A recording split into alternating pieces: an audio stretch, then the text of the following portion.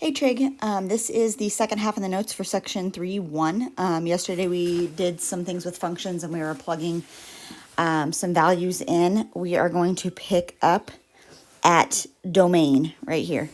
Talk a little bit about domain, then we have like 4 examples and then we'll be done. So domain is something that we start kind of talking about in Trig, and then we really get into it toward the end of the class in Trig, and then in calculus we do a lot of stuff with domain things.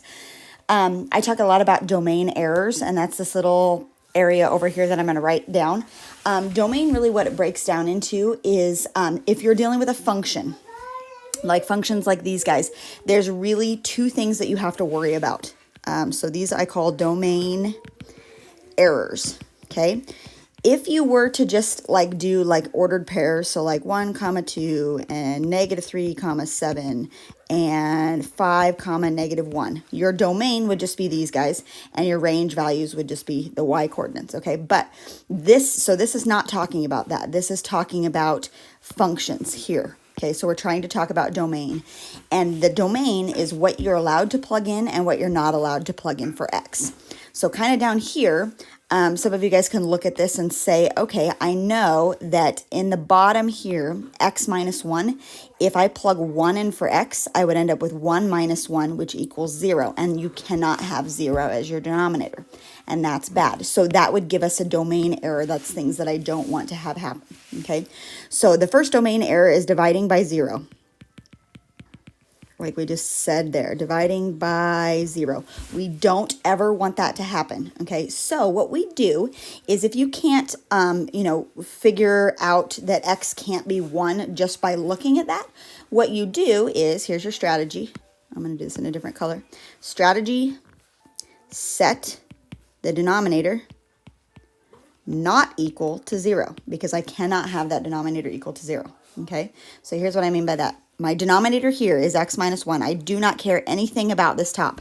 The top can be whatever it wants to be. But I say that x minus 1 that the bottom is cannot be equal to 0.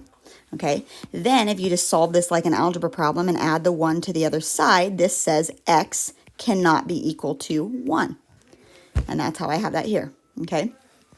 Which is what we guessed to start with. But if you have ugly stuff down here in the bottom, like let's say I have x over 3x minus 1, then it's a little bit harder to identify. So we would just say 3x minus 1 cannot be equal to 0. I would add the 1 over. So 3x cannot be equal to 1. And then I would divide by 3. So x can't be 1/3 in this case, because if x was 1/3 and I tried to plug 1/3 in for x, then I would end up with 0 on the bottom, and that is bad. We cannot have that, okay? So that kind of covers the domain error for part A. For part B, the thing that we have to worry about is the second domain error, which is a negative, I'm going to say square root of a negative number. We cannot take the square root of negative numbers. We've talked about that before, okay? Now, this domain error is a little bit harder to do, okay? So here are some strategies for this one, okay? The first thing that you're going to do to solve this or to figure this out is set the inside equal to 0, okay? So I'm going to set the inside value equal to 0. The inside value here is u plus 2. Okay, u plus 2 equals 0. Then I'm going to subtract the 2, and u is going to be equal to -2. Okay, now, with that information, I can't just say u can't be -2. Because if I plug -2 in here, -2 plus 2 is 0. I can take the square root of 0. That's just 0, right? So it's not that -2 is not the answer, right? The answer is, the second thing that I have to do is put, I'm going to erase. Set up a number line is what I'll say. Sorry. Set up number line. Okay, so really quick, I'm just going to slap -2 on the number line. We said that -2, you can physically plug it in for u there because it just ends up being 0, and you can take the square root of 0. So what that means is I'm going to have a closed circle because I can plug -2 in. And then what I'm going to do is I'm just going to test a point. So I'm going to test -1, and I'm going to test, -3 is on this side. I'm going to test -1. We're on the negative side. So let's plug in -3. Let's see if -3 will work. So the square root of, I'm plugging -3 in for u, and I add 2 to that. Okay, negative 3 plus 2 is the square root of negative 1. That's bad. We do not want that to happen. Okay, and then here, if I plug negative 1 in, negative 1 plus 2, the square root of that, that's just the square root of 1, which does work. So I can plug in any number that is larger than negative 2. So we say the domain for that is x can be anything it wants to be as long as it is greater than or equal to negative 2. And that's how my domain works, okay? So for domain error 1, where you're dividing by 0, your domain will be that x can't be some value. For when you have a square root, your domain will be set up as x can be this range of values, like greater than negative 2 or greater than or equal to negative 2. Okay, so that's kind of how those work, and that will be the case for all things that are, when you have fractions here, you'll always have something that x can't be. When you always have square roots, you'll always have x has to be greater than or x has to be less than something. That's just the way that works. Okay, so really, domain is kind of nice. It breaks down into just these two things that you have to look at. If it doesn't include those two things, x can be whatever it wants to. Like sometimes they'll try to trick you. And they'll say, example, let's say I have my f of x is x squared plus 3x minus 1. Okay, what's the domain of that? Well, I don't have to worry about dividing by 0 on this function. I don't have to worry about a negative inside a square root because there's no square roots. So the domain is all reals. I can plug any number I want to in for x. As long as it doesn't have one of those two things, I am good to go. Now, I say that with an exception, and this next example is going to be the exception to the rule. So I'm going to do that here. There is one exception to those two. For the most part, those two rules, that's all you have to worry about, except story problems. Okay? When you have story problems, your domain might look like it can be all real numbers, but if you're talking about length, your length can't be negative, right? Or distance can't be negative. Or amount of money, I guess could be negative maybe. But you want to take that into consideration. So if it has a story problem connotation to it, you want to kind of make sure that your variables can't be less than 0 and that type of thing. So that's what we're going to deal with here. So I don't call that an additional rule. That's like rule number 3 or rule number 2.5, but just keep that in mind, okay? A glassware factory has fixed expenses, mortgage, tax, machinery, etc., that are $1,200 per week. So I'm going to say always $1,200 is what we have to pay per week, okay? A cup sells for... I'm going to sell a cup for, no, wait, I missed a sentence. In addition, it costs 80 cents to make 1 cup of materials. Okay, so I'm going to get rid of this. So it costs me 80 cents to make the cup. And then I'm going to sell that for $1.95. Okay, at most 1,800 cups. The most I can make is 1,800. And that's all. Let x represent the number of cups that we make per week. Okay, express the weekly revenue. I'm going to do A right here. Express the weekly revenue as a function of x. So the only thing that's making me money, we'll call it R of x. The only thing that's making me money is if I sell things. And I'm selling everything for $1.95. So to figure out how much money I'm making, I would take $1.95 and I would multiply that by the number that I am producing. Okay, that's the only thing that's making me money. That's my revenue.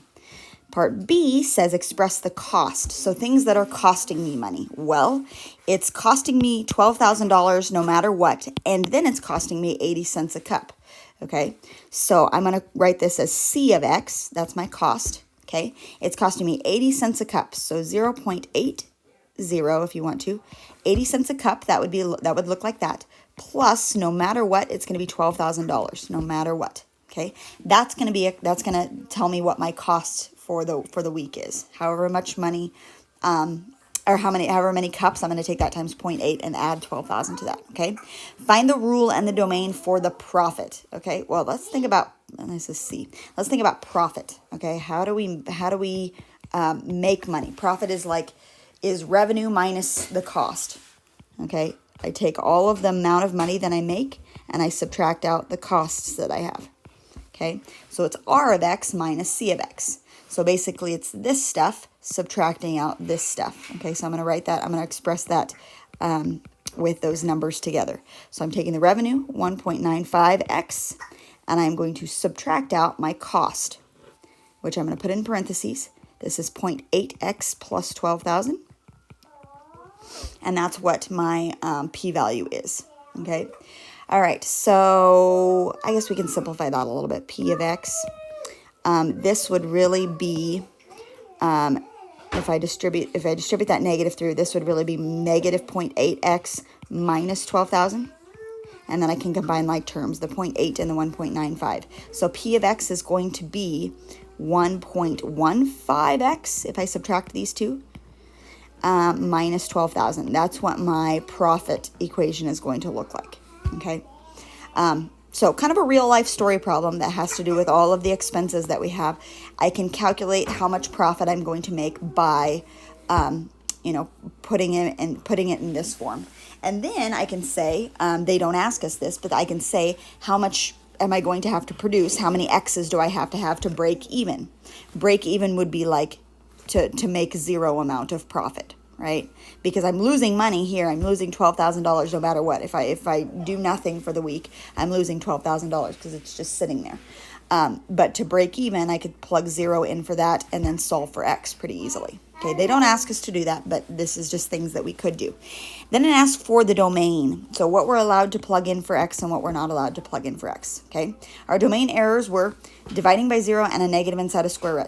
I don't have any fractions here in this equation, and I don't have any square roots. So the domain is all reals, except I can't produce a negative number of cups, right? So X has to be greater than 0, but also I can make at most 18,000 cups, okay? So what we're going to say is that X has to be greater than or equal to 0, and X has to be less than or equal to 18,000, because that's the most that I'm allowed to make. So this is what my domain is going to look like. I have to be between 0 and 18,000 for the week, and that's all that I can do, okay? So that's kind of like that story problem star that I have to take that into consideration also. Okay? All right, let's move on. Example 8. For the piecewise function, sometimes you'll have functions that have two equations that go along with them, like 2x plus 3 and x squared minus 1. And this thing right here is called the domain, and this guy tells you what you do. So if you are plugging in a number that's less than 4, you put it into this equation. If you're plugging in a number that's between 4 and 10, you put it into this equation. If you have a number that's bigger than 10, we don't have a rule for that, so you don't worry about it, okay? So find each of the following. They want us to find f of negative 5. Negative 5 is the number that I'm plugging in. I'm going to erase this because I've made a mess, okay? The number that I'm plugging in is negative 5, and negative 5 is a number that's less than 4. So I'm going to take negative 5 and I'm going to plug it into just the top equation. So 2 times negative 5 plus 3.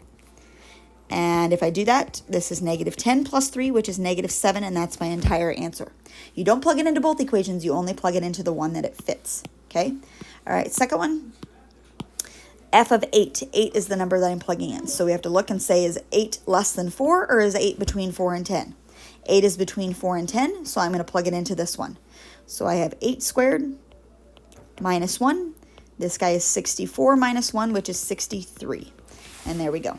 Okay, and then the last thing is talking about the domain of f. So basically, what numbers am I allowed to plug in and what numbers am I not allowed to plug in? So we can plug in any number that's less than 4. We can plug in any number that's between 4 and 10, but we can't plug any number that's greater than 10, right? What do I do with numbers greater than 10, like 11 or 12 or 50, okay?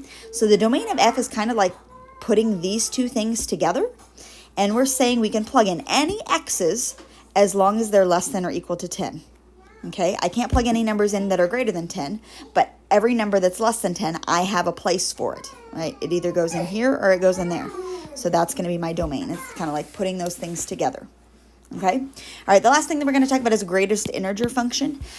These ones I'm not going to test you over ever because they're just kind of weird functions, but you might have some of these on your homework assignment, okay?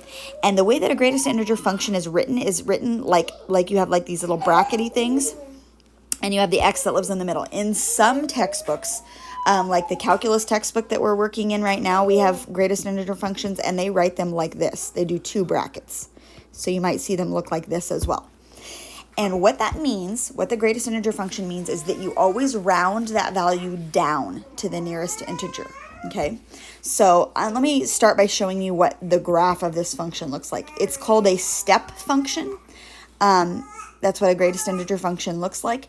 It starts out with a solid dot at 0, and it goes over, and it has an open dot.